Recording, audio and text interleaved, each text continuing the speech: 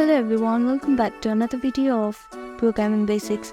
In this video, we are going to learn how to sign up in your account in Namecheap.com.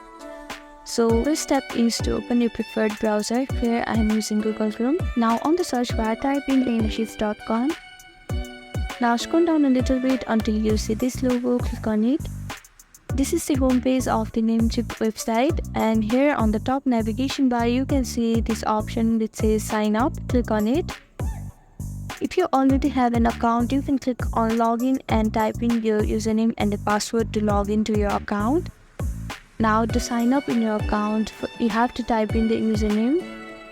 Now create a password which must contain at least 8 characters and also which contains one capital and one lowercase and one number and also with one special symbol. Now rewrite the same password to confirm your password.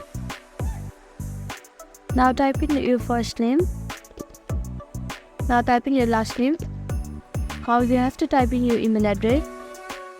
Now if you want to receive Namecheap newsletter and any other marketing communication, you can click on this box and mark it as checked.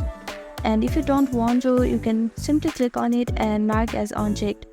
Now click on create account and continue, and these are the simple steps that you can follow to sign up in your account in Namecheap.